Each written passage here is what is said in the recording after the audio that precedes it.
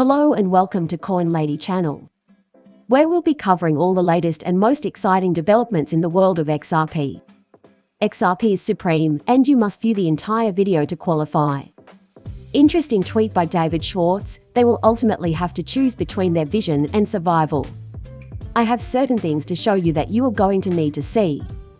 I will explain what this video means and what it could mean for the ongoing Ripple SEC case. I'd want to wrap off this video by talking about whether or not the increased demand for Odl Ripple's branded items raises the price of XRP. There are many who argue that Odl won't have any impact on XRP value.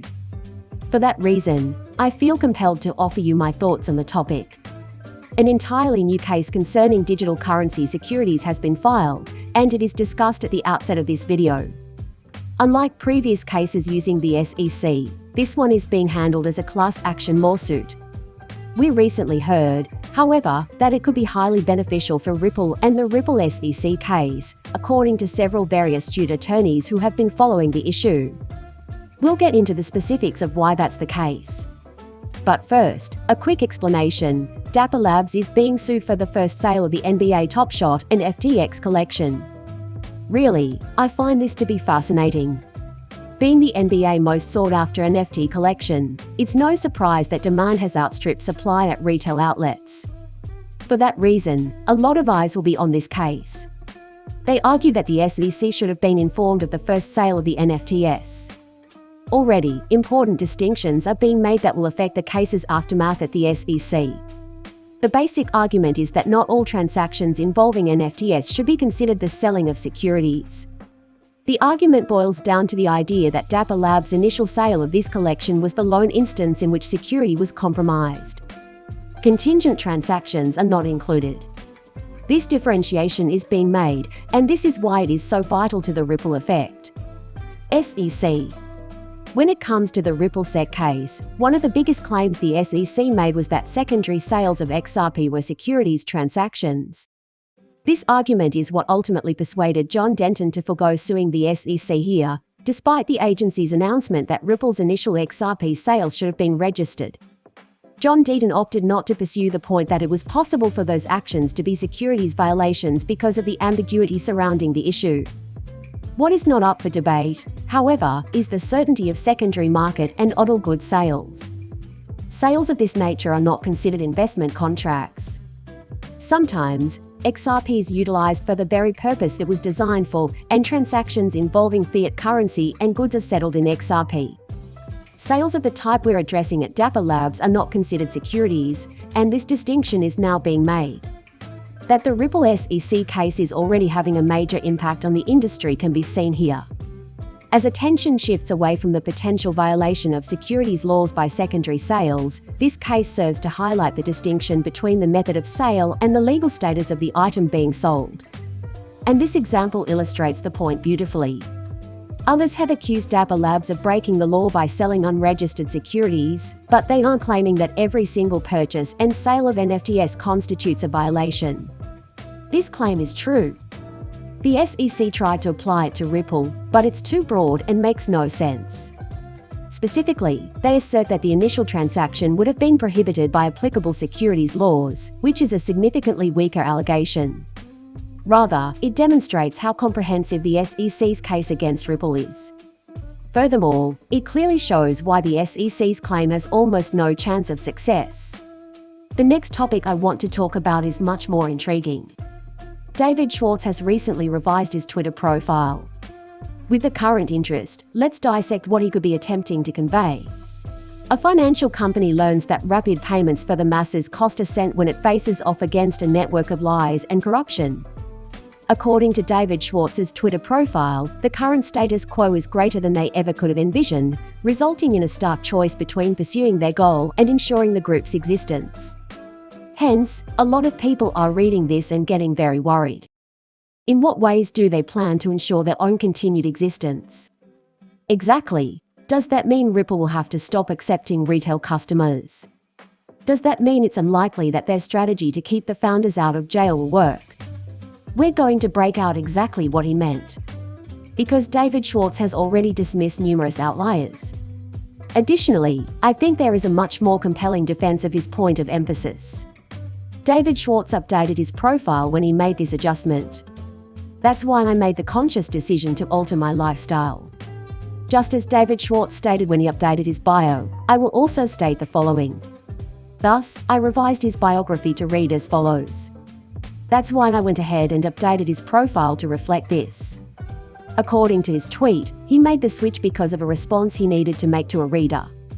The issue is, we can't really succeed if the industry as a whole isn't. It's impossible to conceive of a world in which Twitter is the sole thriving internet company. I am confident that we will always prioritize the success of all parties involved here.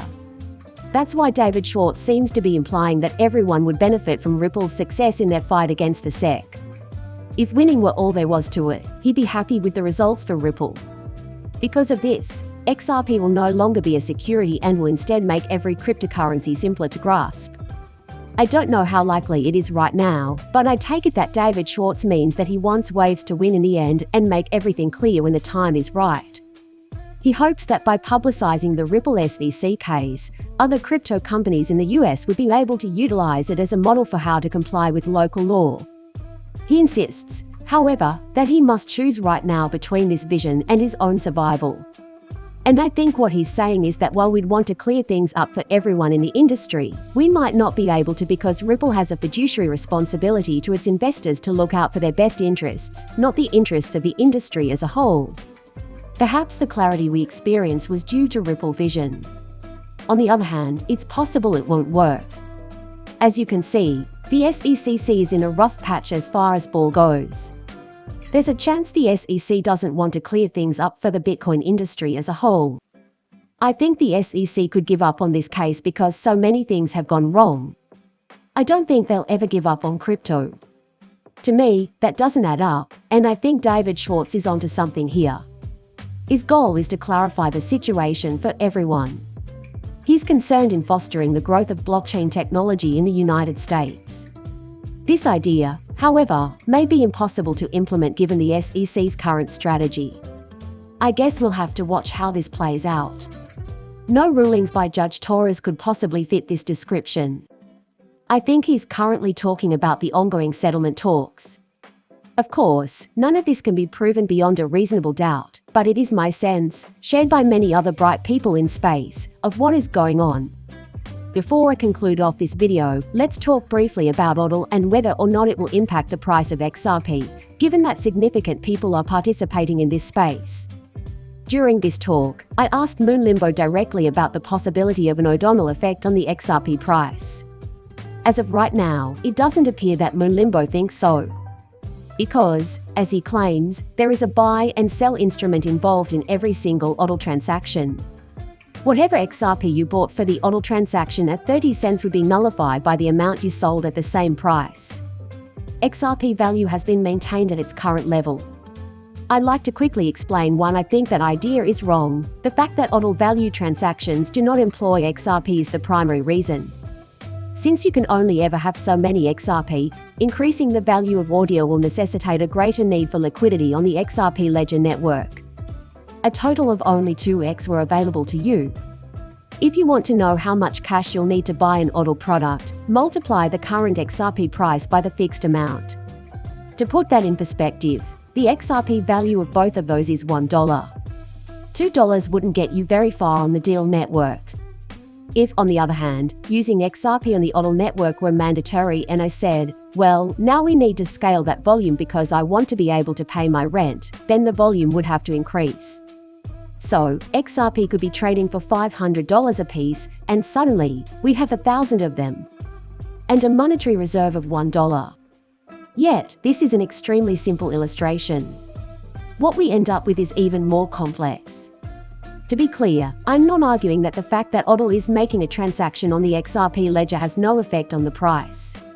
For the deal model to work, XRP must be utilized to create liquidity, and the more valuable XRP is, the more liquidity there will be in the network. We must take into account far more variables than before.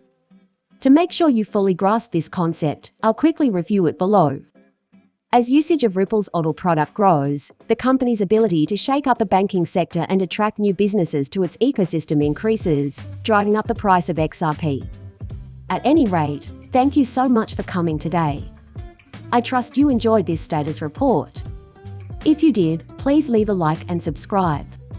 See you later, bye.